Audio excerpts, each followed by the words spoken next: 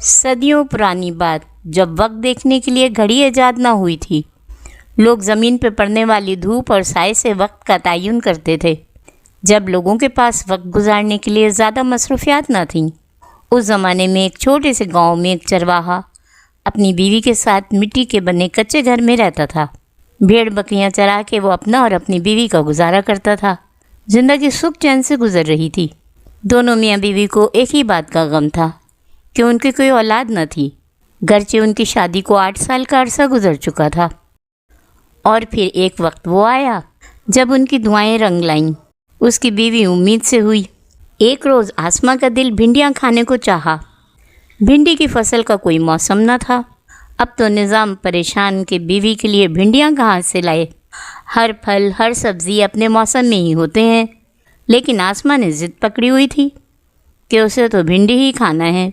چاروں ناچار نظام تھیلا لے کے اپنے گھر سے چلا۔ سارے گاؤں میں کہیں بھنڈی نہیں۔ وہ یوں ہی چلتے چلتے اپنی دھن میں آگے ہی آگے بڑھتا گیا، اور اس کی حیرانی کی انتہا نہ رہی جب اس نے قریب ہی ایک چھوٹے سے کھیت میں بھنڈیاں دیکھیں۔ وہ بے صبرا ہو کے جلدی جلدی بھنڈیوں کی طرف بڑھا اور بھنڈیاں پودے سے توڑ توڑ کے تھیلے میں ڈالنے لگا کہ اچانک بہت غصیلی غراہٹ پہ اس نے دیکھا کہ نزدیک ہی ایک ریچھ کھڑا اسے گھور رہا ہے۔ تمہاری یہ مجال کہ میرے کھیت میں گھس کے بنا پوچھے بھنڈیاں توڑ رہے ہو؟ نظام ہکا بکا ریچھ کو دیکھ رہا تھا۔ تو تم تو ہماری طرح بول رہے ہو۔ ہاں، میں تمہاری طرح بول سکتا ہوں، بات کر سکتا ہوں، نظام گھبرا کے بولا۔ دراصل میری بیوی امید سے ہے، اس کا دل بنا موسمی بھنڈیاں کھانے کو کر رہا تھا۔ مجھے یہاں بھنڈیاں دکھائی دیں تو میں انہیں توڑنے لگا۔ زیادہ نہیں، بس تھوڑی سی میری بیوی کے لیے مجھے بھنڈیاں چاہیے۔ تم ایک شرط پہ یہ بھنڈیاں یہاں سے لے جا سکتے ہو۔ نظام حیرانی سے بولا، وہ کیا؟ اگر تمہارے گھر بیٹا پیدا ہوا تو اس سے مجھے کوئی سروکار نہیں، لیکن اگر بیٹی پیدا ہوئی تو وہ تمہیں میرے حوالے کرنا ہوگی۔ نظام تو یہ شرط سن کے سٹپٹا گیا۔ ایک طرف بیوی کا خیال کہ اسے بھنڈیاں کھانے کی شدید خواہش ہو رہی تھی، پھر لمحے بعد ہی اس نے سوچا، یہ تو جانور ہے، اور کہاں اس کی رہائش، کہاں میری رہائش؟ یہ بھلا میرے گھر تک کیسے پہنچ سکے گا؟ اور یہ بھی تو ہو سکتا ہے کہ میرے گھر بیٹا پیدا ہو۔ بس یہ سوچ ذہن میں آتے ہی نظام ریچھ سے بولا، ہاں ہاں ٹھیک ہے، اور بھنڈیوں کا تھیلا اٹھا کے وہ تیزی سے وہاں سے نکل گیا۔ آسماں تو بھنڈیاں دیکھ کے بہت خوش ہوئی، اور اس کے چہرے پہ خوشی دیکھ کے نظام ریچھ سے کی گئی باتیں بھول گیا۔ اب وقت آنے پہ نظام کے گھر بیٹی پیدا ہوئی، اور اولاد کو پانے کی خوشی میں وہ ریچھ اور اس کی شرط کو بھی بھول گیا۔ نظام اور آسماں دونوں اپنی بچی کی پیدائش پہ بہت خوش تھے، اور دونوں ماں باپ اپنی بیٹی کو بہت پیار محبت سے پالنے لگے۔ ننھی سمیرا کے آ جانے سے نظام اور آسماں کی زندگی میں جیسے بہار آ گئی تھی۔ ایک دن سمیرا کو گود میں لیے بیٹھا تھا کہ ذہن کے کسی کونے میں اچانک نظام کو وہ ریچھ یاد آ گیا۔ اس کا تو جیسے دل ہی ہل گیا۔ نہیں، میں اپنی بیٹی کسی کو نہیں دوں گا، وہ آپ بڑبڑایا۔ اس نے ریچھ والی بات کا ذکر آسماں سے بھی نہ کیا تھا۔ سمیرا جب طوطی زبان میں باتیں کرتی تو نظام کو تو جیسے خون بڑھ جاتا تھا۔ اس نے سمیرا کے آگے کھیل کھلونوں کے ڈھیر لگا دیے۔ وقت بیتتا گیا، دن، مہینے، سال۔ سمیرا 20 سال کی ہو چکی تھی کہ ایک رات اچانک ریچھ کا خیال آتے ہی نظام نیند سے گھبرا کے اٹھ بیٹھا، اور پھر جاگتے جاگتے اسے صبح ہو گئی۔ بیٹی میں تو لگتا تھا نظام کی جیسے جان اٹکی ہوئی ہے۔ بیٹی سے اس کا والہانہ پیار دیکھ کے آسماں نظام سے کہتی، نظام یہ بیٹا نہیں ہے، بیٹی ہے، اسے بیاہ کے پرائے گھر بھی جانا ہے۔ اور نظام آہستہ سے بیوی سے کہتا، آسماں مجھے تو اس کے بیاہ کا سوچتے ہی دل بیٹھنے لگتا ہے کہ کیسے سے گھر سے رخصت کروں گا۔ یہ سن کے آسماں بھی آبدیدہ ہو جاتی ہے کہ اسے بھی اپنی بیٹی بہت پیاری تھی۔ ریچھ کا خیال آتے ہی کبھی کبھی نظام یہ سوچ کے اپنے دل کو تسلی دیتا کہ اتنے سالوں میں تو اب تک وہ ریچھ مر کھپ گیا ہوگا۔ آج صبح سے ہی اس کی طبیعت بوجھل ہو رہی تھی۔ وہ باہر اپنے دروازے کے پاس کھڑا تھا۔ گرمیوں کی دوپہر، سب اپنے اپنے گھروں میں تھے کہ اسے اپنے پیچھے غراہٹ سنائی دی، وہی غراہٹ جو سالوں پہلے اس نے بھنڈی کے کھیت میں سنی تھی۔ وہ گھبرا کے پیچھے مڑا वही रीछ उसके सामने खड़ा उसे घूर रहा था। तुम क्या समझे थे? मैं भूल गया हूँ। क्या तुम्हें अपना वादा याद है? खामोश क्यों हो? बेटा हुआ था या बेटी? उसने अल्फाज चबाते हुए बोला। निज़ाम के मुंह से बेसाख्ता निकला, बेटी। अब क्या इरादा है तुम्हारा? वादे के मुताबिक मेरी अमानत मुझे लौटा दो, और अगर तुम्हारे दिमाग में कुछ और चल रहा है तो मैं तुम्हारा ख़ानदान बर्बाद कर दूंगा। जिस जगह भिंडी लेने आए थे, कल अपनी बेटी को उस जगह लाके मेरे हवाले कर देना, वरना मैं तुम्हारी ईंट से ईंट बजा दूंगा। रीछ ने उसे धमकी दी और चला गया। अगले दिन शाम होने को आ रही थी और निज़ाम कोई फ़ैसला नहीं कर पा रहा था कि क्या करे। आसमा और सुमैरा छत पे अपनी सहेली पड़ोसन के दरख्त से जामुन तोड़ रही थीं। निज़ाम आंगन में बैठा था कि रीछ घर के अंदर चला आया। क्यों रे, बेटी को लेके नहीं आया? रीछ काफ़ी गुस्से में था। निज़ाम चाह रहा था कि किसी तरह बात टल जाए। उसने रीछ से कहा, कल मैं अपनी बेटी के साथ तुम्हारे खेत के करीब से गुजरूंगा। अगर मेरी बेटी तुम्हें देख के तुम्हारे पास आ गई तो मैं उसे तुम्हारे पास छोड़ दूंगा, और अगर वो आगे बढ़ गई तो फिर मेरी बेटी का ख्याल अपने दिलो दिमाग से निकाल देना। ये सुन के रीछ घुर्राता हुआ वापस चला गया। निज़ाम का दिल इस वक्त खून के आंसू रो रहा था। कैसे वो अपनी प्यारी बेटी को वहाँ छोड़ेगा? अगली सुबह निज़ाम ने बेटी से कहा, बेटी मैं अपने पुराने दोस्त के घर जा रहा हूँ और उसकी बेटी भी तुम्हारे बराबर है। मेरे साथ चलो, तुम्हें वहाँ जाके अच्छा लगेगा। सुमैरा खुशी खुशी जाने के लिए तैयार हो गई। वो खुशी खुशी बाप से बातें करती हुई चली जा रही थी।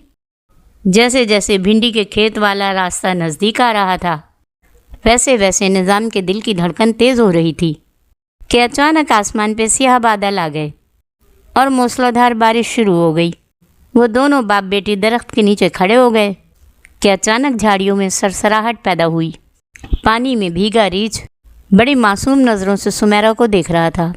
सुमैरा बिना कुछ सोचे समझे उसकी तरफ बढ़ी। अब्बा कितना खूबसूरत रीछ है ये, इसकी आंखें तो देखें। वो उसकी हरी हरी आंखों को देख के खुश हो रही थी कि अचानक उसकी नज़र रीछ के पैर पे गई, जहाँ से खून निकल रहा था। अरे ये तो ज़ख्मी है, शायद किसी झाड़ी का कांटा इसे लग गया है। उसने जल्दी से दुपट्टे के किनारे से पट्टी फाड़ी और उसके ज़ख्म पे बांध दी। रीछ ने फ़ख्र से निज़ाम की तरफ देखा। निज़ाम बेबस खड़ा सारा मंजर देख रहा था।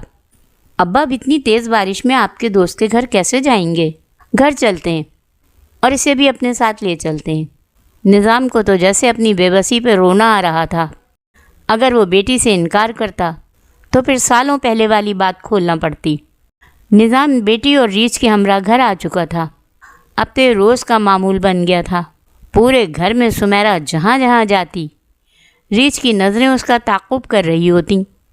निज़ाम सौदा लेने घर से बाहर गया हुआ था। आसमा बावर्ची खाने में खाना पका रही थी। सुमैरा आंगन में बनी फूलों की क्यारी के पास बैठी थी कि उसे अपने कानों में एक गूंजती आवाज़ आई, प्यारी लड़की, क्या तुम मुझसे शादी करोगी? और अपने करीब खड़े रीछ के मुंह से इंसानी ज़बान में ये बात सुन के सुमैरा का तो मुंह खुला का खुला रह गया। वो घबरा के उठी और अपने कमरे में भाग गई। वो बेतहाशा रोए जा रही थी। उसे अब रीछ से डर लग रहा था कि इतने में निज़ाम भी घर आ गया। बेटी के तेज़ तेज़ रोने की आवाज़ सुन के वो बिफर गया। गुस्से से रीछ से बोला, ऐसा क्या कहा है तुमने उससे? मेरी बेटी इतना क्यों रो रही है? जाने वो कौन सी मनहूस घड़ी थी जब मैं तेरे खेत से भिंडी लाया था। तेरी 2 पैसे की चीज़ मैंने ले ली और तूने इतनी बड़ी शर्त रख दी। मेरी बेटी इंसान है, तेरी तरह जानवर नहीं कि मैं तेरे पल्ले उसे बांध दूँ। रीछ घुर्राया, सुन रे चरवाहे, अगर कल तक तूने अपनी बेटी की शादी मुझसे ना की तो मैं यहीं तेरे घर में तुम दोनों मियाँ बीवी की कब्रें बना दूँगा और फिर तेरी बेटी को अपने साथ ले जाऊँगा। निज़ाम रीछ की यह बात सुन के जैसे ढहसा गया। अब आसमा और सुमैरा के साथ बरसों पहले का राज खोलना ज़रूरी हो गया था। निज़ाम ने बीवी और बेटी के सामने बरसों पहले की बात खोल दी कि कैसे वो भिंडी ढूंढने गया और कैसे रीछ ने उसके आगे शर्त रख दी। वो बार बार अपनी बेटी से माफ़ी मांग रहा था। बेटी मैं लालची नहीं था, لیکن تیری ماں کی طبیعت اس وقت ایسی تھی کہ اس کی خوشی کی خاطر میں بھنڈی لے آیا۔ اس وقت میں نے سوچا تھا کہ یہ تو جانور ہے، اپنی بات بھول جائے گا، اور کون سا اسے میرے گھر کا راستہ معلوم ہے۔ لیکن 20 سال بعد یہ خبیث میرے دروازے آ گیا، اور نظام نے ریچھ سے ہونے والی بات کی باتیں بھی ان دونوں کو بتا دیں کہ کس طرح اس نے نظام کے پاس آ کے برسوں پہلے کی شرط یاد دلائی تھی، اور کس طرح اس نے شادی کے لیے دھمکی دی۔ اس نے ساری باتوں کی وضاحت کر دی، جن باتوں سے دونوں ماں بیٹی بے خبر تھیں۔ آسماں تو جیسے سکتے کی حالت میں بیٹھی تھی۔ میں اب اس کی کسی دھمکی میں نہیں آؤں گا، میں اس سے مقابلہ کروں گا۔ نظام جوش میں کھڑا ہو گیا۔ بیٹی نے فوراً باپ کو روک دیا۔ نہیں ابا نہیں، آپ اس درندے کا مقابلہ نہیں کر سکتے، اور ان ساری باتوں میں آپ کا کوئی قصور نہیں ہے ابا۔ میرے نصیب میں ہی یہ سب لکھا تھا۔ میں اماں کو اور آپ کو نہیں کھونا چاہتی۔ میں اس ریت سے بیاہ کے لیے تیار ہوں۔ ماں باپ نے سمیرا کو بہت سمجھایا، لیکن اب اس نے فیصلہ کر لیا تھا کہ وہ اس سے شادی کرے گی۔ اگلے دن نظام نے ریچھ کے ساتھ بیٹی کی شادی کر دی۔ گاؤں کے لوگ حیران تھے کہ یہ کیسی شادی ہے، اور ریچھ سمیرا کے ساتھ اپنے ٹھکانے کی طرف چل پڑا۔ سمیرا نے دیکھا کہ جیسے ہی جنگل ختم ہوا، اس کے ساتھ ہی ایک محل تھا۔ باہر پہرے دار کھڑے تھے۔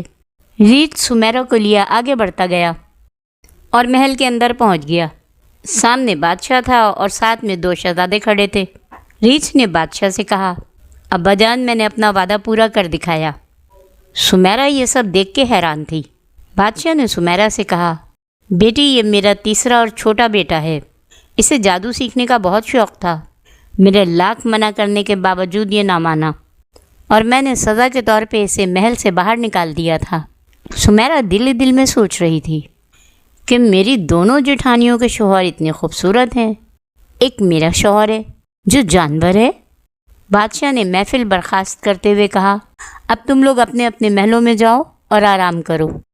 بادشاہ کے اس بڑے محل کے قریب 3 محل اور تھے جو اس کے تینوں بیٹوں کے تھے۔ کچھ روز گزرے کہ بادشاہ نے اعلان کروا دیا کہ وہ اپنے تینوں بیٹوں کے گھر باری باری کھانا کھائیں گے۔ شہزادوں کے محل میں ہلچل مچ گئی۔ نوکر چاکر اپنے اپنے کاموں میں لگ گئے، لیکن ریچھ کے محل میں کوئی خدمتگار نہ تھا۔ سمیرا پریشان تھی کہ اب وہ کیا کرے۔ ریچھ نے سمیرا سے کہا، سمیرا میرے محل کے پیچھے پیپل کا جو درخت ہے، اس کی شاخوں کے بیچ ایک ڈبہ ہے۔ تمہیں جو بھی پکوان چاہیے پرچی پہ اس کا نام لکھ کے ڈبے میں ڈال دینا، تمہیں چیزیں مل جائیں گی۔ سمیرا سب کی نظر بچا کے محل کے پیچھے پیپل کے پیڑ کے پاس گئی۔ دوسرے دونوں شہزادے یہ دیکھ رہے تھے۔ انہوں نے ایک دوسرے سے کہا، اگر چھوٹے بھائی کے محل میں کھانا زیادہ مزیدار ہوا تو حکومت ہمارے بجائے اس کے ہاتھوں میں چلی جائے گی۔ ابا جان اس سے خوش ہو کے اسے حکومت دے دیں گے۔ اور پھر دونوں شہزادے تیزی سے آگے بڑھے اور قریب بنی ندی میں سمیرا کو زور سے دھکا دے کے رفو چکر ہو گئے۔ اپنے آپ کو بچانے کے چکر میں سمیرا نے ہاتھ پیر مارے کہ درخت کی ایک شاخ اس کے ہاتھ میں آ گئی۔ وہ جیسے تیسے ندی سے باہر نکلی، اپنے محل میں آئی کہ ریچھ کو ساری بات بتائے، لیکن وہ دیکھ کے گھبرا گئی۔ وہاں ریچھ نہ تھا، بلکہ ہری آنکھوں والا ایک نوجوان موجود تھا۔ اس نے سمیرا سے کہا، ڈرو مت سمیرا، میں وہی ریچھ ہوں جس سے تمہاری شادی ہوئی ہے۔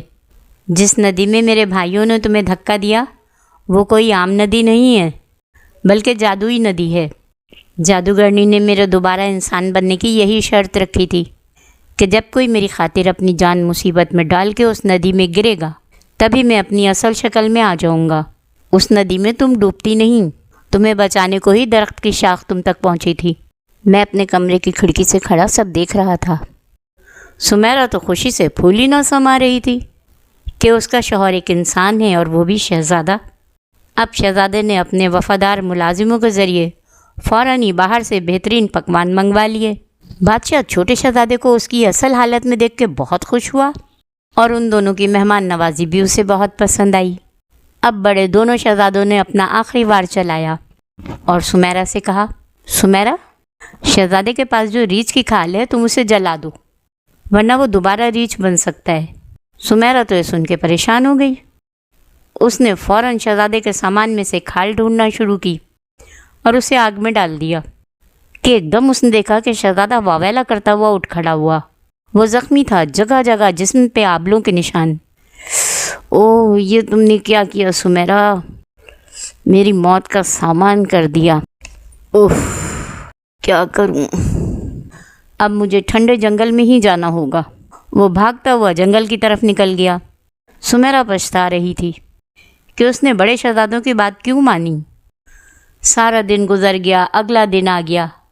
وہ بھی پریشان ہو کے جنگل کی طرف آ گئی۔ بہت ڈھونڈا، شہزادہ کہیں نہ ملا۔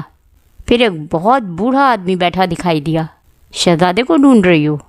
جی جی۔ وہ آگے آئی۔ یہاں آگے بہت کٹھن راستہ ہے، ٹھنڈی جھیل کے پاس شہزادہ ہوگا۔ وہ بہت زخمی ہے۔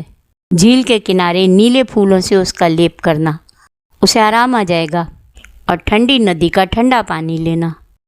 سمیرا نے بزرگ کا شکریہ ادا کیا اور آگے بڑھ گئی۔ سارا دن کی مسافت طے کر کے اس کے پیروں میں چھالے پڑ چکے تھے۔ وہ ٹھنڈی جھیل تک پہنچ گئی۔ سامنے شہزادہ زخموں سے تڑپ رہا تھا۔ سمیرا نے جلدی جلدی نیلے پھول توڑے، جھیل کا ٹھنڈا پانی لے کے لیپ تیار کیا۔ 2-3 دن اسی طرح اس نے لیپ بنا بنا کے شہزادے کو لگایا۔ اب شہزادے کے زخم ٹھیک ہونے لگے۔